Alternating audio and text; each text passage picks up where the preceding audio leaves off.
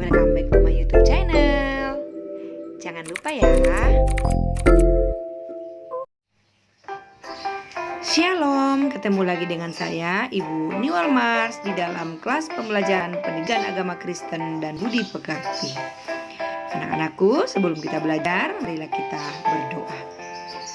Bapa di surga, kami mengucap syukur kepadamu karena hari ini kami boleh kembali dipertemukan dalam kelas online. Biarlah kiranya Tuhan kami, berkati kami agar pelajaran ini boleh kami pahami. Terpujilah namamu Tuhan, nama Tuhan Yesus Kristus kami sudah berdoa dan bersyukur. Amin. Baiklah anak-anak ibu yang ada di rumah, kita langsung saja masuk pada materi kita hari ini dari bab 4 yang berjudul dosa dan pertobatan. Nah, materi kita akan bagi di dalam dua bagian besar. Yang pertama adalah dosa. Sambil kalian mendengarkan video ini, Ibu ingin kalian sambil mencatat, menurut kalian, apa arti dosa? Ya, menurut pemandangan kalian, menurut pemahaman kalian, apa sih dosa itu? Yuk, pasti bisa jawab ya. Dosa adalah segala pelanggaran terhadap perintah Allah. Atau dosa adalah segala yang kita lakukan yang tidak seturut dengan firman Tuhan. Atau dosa adalah tidak melakukan perintah Tuhan. Ya, contohnya seperti ketika kalian berbohong pada orang tua, atau ketika kalian melawan orang tua, di Alkitab ada, nggak boleh bohong, nggak boleh ngelawan. Berarti sudah dosa. Atau ketika kalian bohong pada guru, tidak mengerjakan tugas dengan banyak alasan, itu adalah dosa. Artinya kalian tidak bertanggung jawab. Dan banyak lagi hal-hal yang kita lakukan, kadang-kadang kita sengaja atau kadang-kadang juga tidak kita sengaja, tetapi itu adalah melanggar perintah Tuhan, maka semuanya itu disebut dengan dosa. Anak-anakku sekalian, kita akan sama-sama menyaksikan seperti apa kronologi peristiwa kejatuhan manusia pertama ke dalam dosa. Ketika Tuhan menciptakan manusia pertama, yaitu Adam, Tuhan menempatkan manusia itu di Taman Eden, taman yang sangat indah, untuk mengusahakan dan memelihara taman itu. Lalu Tuhan memberi perintah bahwa semua pohon dalam taman ini boleh kau makan buahnya dengan bebas.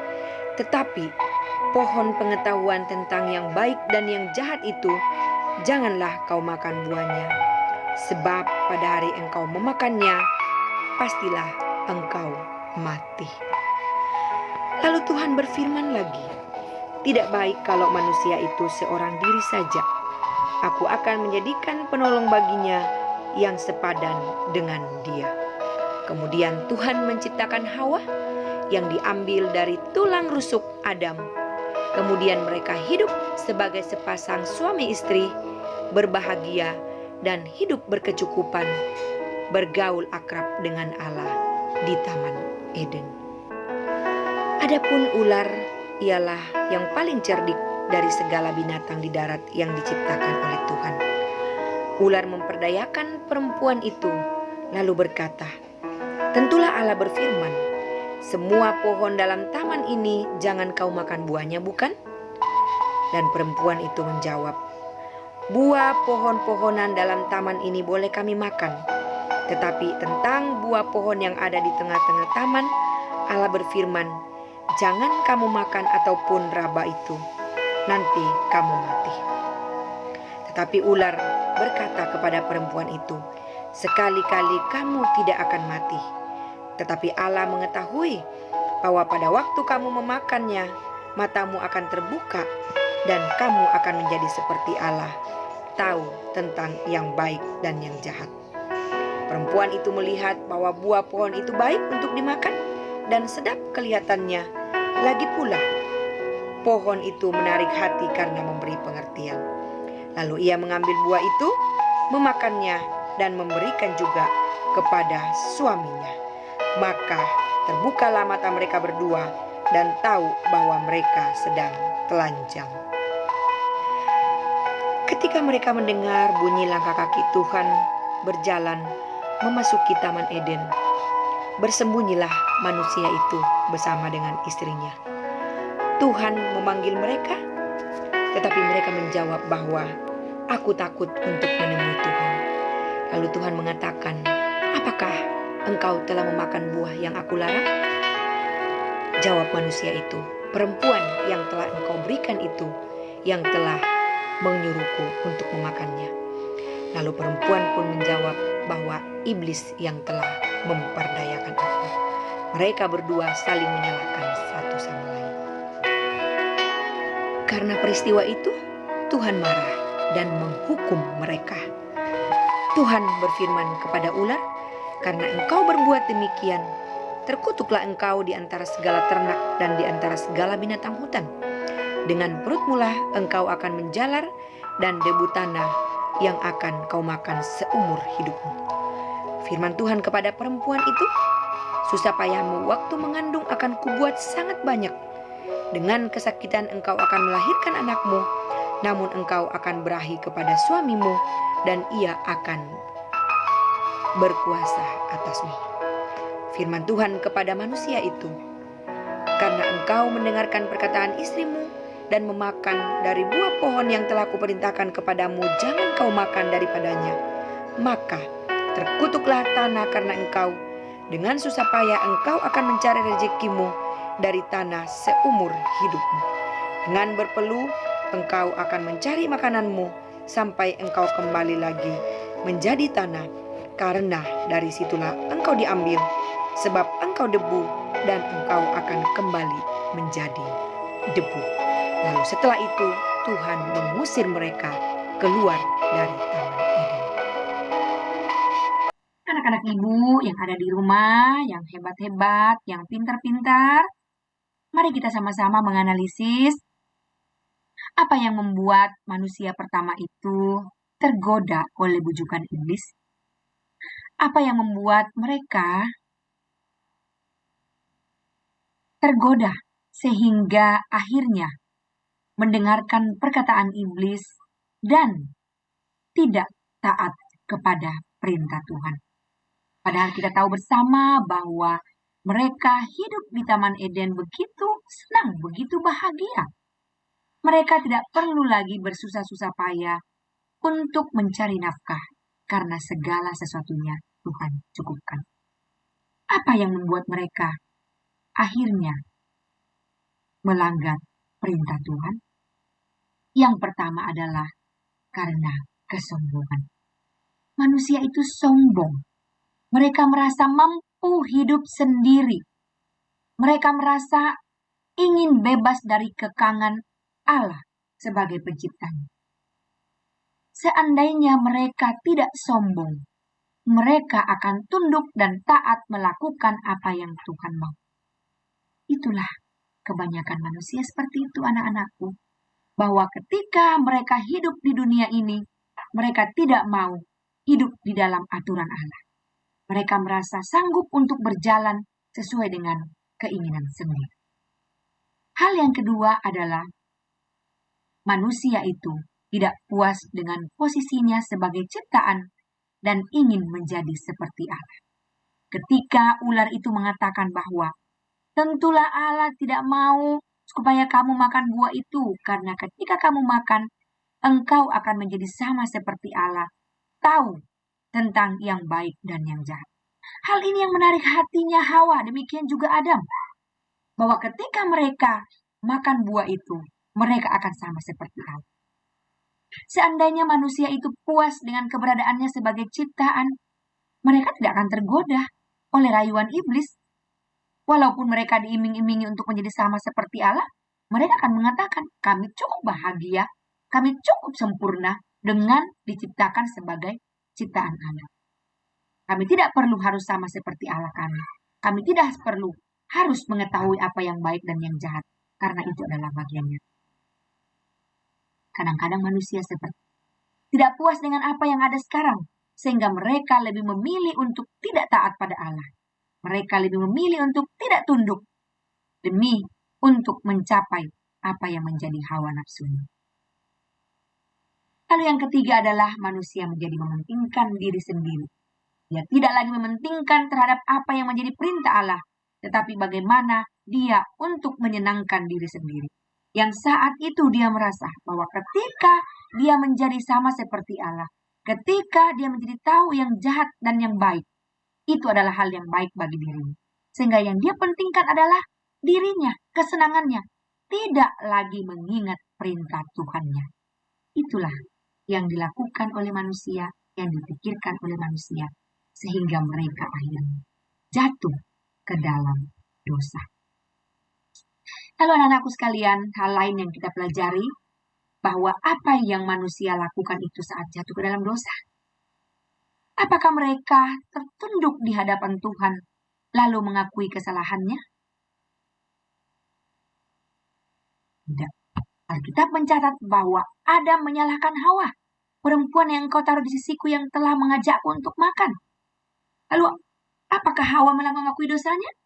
Dia pun mengatakan bahwa ular yang telah memperdayakan. Apakah mereka meminta maaf? Juga tidak. Tapi yang mereka lakukan adalah saling menyalahkan satu terhadap yang lain. Setiap kesalahan pasti ada konsekuensinya. Demikian juga dengan dosa, pasti ada akibatnya. Akibat daripada kejatuhan manusia ke dalam dosa adalah yang pertama, adalah hubungan manusia dan Allah menjadi rusak. Setelah Adam dan Hawa berdosa, mereka tidak dapat lagi bertemu dengan Allah. Mereka yang tadinya hidup bergaul dengan Allah di Taman Eden, hubungan itu menjadi rusak oleh karena dosa. Yang kedua adalah dosa mengakibatkan konflik di dalam diri seseorang. Seperti racun yang mematikan, dosa meracuni seluruh sistem di dalam diri kita. Hati kita menjadi ternoda oleh dosa, sifat alami kita menjadi rusak. Kita tidak dapat melakukan sesuatu yang seharusnya dilakukan. Kita terbebani dengan perasaan bersalah dan damai sejahtera pun hilang dari manusia. Yang ketiga, akibat dosa adalah dosa mengakibatkan rusaknya hubungan manusia dengan sesama dan juga dengan alam. Ketika dosa berkuasa dalam hidup kita manusia, hubungan kita dengan sesama, dengan ciptaan yang lain, bahkan juga dengan alam menjadi rusak.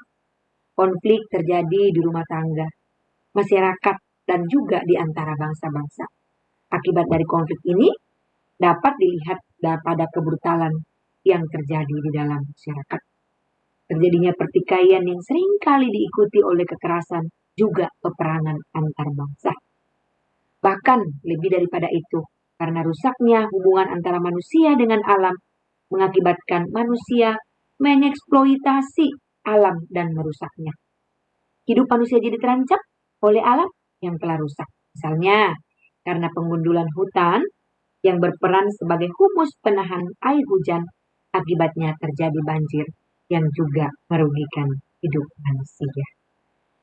Nah, itulah akibat-akibat dosa yang ditimbulkan, yang akhirnya mengakibatkan dan merugikan manusia itu sendiri.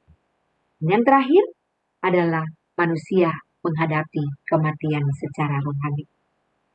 Banyak orang berpikir bahwa kematian merupakan akhir dari segalanya, dan kesalahan yang dilakukan akan terlupakan. Namun faktanya tidaklah demikian. Apakah manusia mampu membebaskan diri dari dosa? Tentu tidak. Manusia itu butuh penolong. Hanya Allah yang dapat menolong manusia untuk keluar dari dosa-dosanya. Manusialah yang memberontak melawan Allah, maka Allah lah yang dapat memadamkan pemberontakan itu melalui pengampunan dan keselamatan di dalam diri Yesus Kristus. Dalam 2 kali pertemuan minggu lalu, kita sudah belajar bagaimana karya pengampunan Allah di dalam Yesus Kristus. Tidak ada jalan lain selain Allah yang menolong manusia yang sudah jatuh ke dalam dosa. Karena itu, untuk manusia dapat memperoleh keselamatan, dapat memperoleh karunia Allah, ke dalam keselamatan itu, manusia harus mengalami pertobatan. Apa sih bertobat itu? Menurut Alkitab, bertobat adalah berbalik secara total dari perbuatan lama yang melawan kehendak Allah kepada kehidupan baru, yaitu menurut kehendak Allah. Untuk masalah pertobatan, proses pertobatan itu akan kita bahas kembali di dalam pertemuan berikutnya. Kesimpulan pembelajaran kita hari ini sebagai berikut. Dosa adalah perbuatan manusia yang memberontak terhadap Allah. Akibat dari pemberontakan itu menyebabkan hubungan antara Allah dan manusia menjadi rusak dan manusia mengalami kematian rohani. Untuk itu, manusia membutuhkan keselamatan dan pemulihan hubungan dengan Allah. Karenanya, manusia perlu mengakui dosanya dan bertobat. Pertobatan yang sungguh akan menghasilkan pemulihan, pengampunan, dan keselamatan di dalam Yesus Kristus. Anak-anak ibu yang hebat, kali ini ibu hanya akan mengambil tugas pengetahuan. Ibu sudah mengirimkan link Google Form pada Google Classroom. Silakan kalian cek, kalian kerjakan, dan 1 jam kemudian ibu akan koreksi. Ya, jangan sampai terlambat. Sebelum kita berpisah, marilah kita mengucap syukur dan berdoa. Bapa di surga, kami mengucap syukur kepadamu karena hari ini kembali kami boleh belajar satu topik tentang bagaimana kejatuhan manusia ke dalam dosa dan membuat kami sebagai keturunan manusia telah terkontaminasi oleh dosa. Oleh sebab itu kami mohon kepadamu, biarlah kiranya Engkau memampukan kami supaya kami mampu melawan setiap godaan-godaan yang ada, sehingga kami tidak jatuh ke dalam dosa dan kami senantiasa berjalan menurut firman-Mu. Terpujilah namamu Tuhan, di dalam nama Tuhan Yesus Kristus kami sudah berdoa. Amin. Sekian pertemuan kita hari ini, dan ibu kembali mengingatkan untuk segera mengerjakan tugas yang ada di Google Classroom. Pesan ibu, kalian senantiasa menjaga protokol kesehatan karena harapan kita bersama pandemi segera berlalu dan kita boleh bertemu bertatap muka di sekolah. Baik anak-anakku, Tuhan memberkati kalian semuanya dan sampai jumpa minggu depan. Dadah.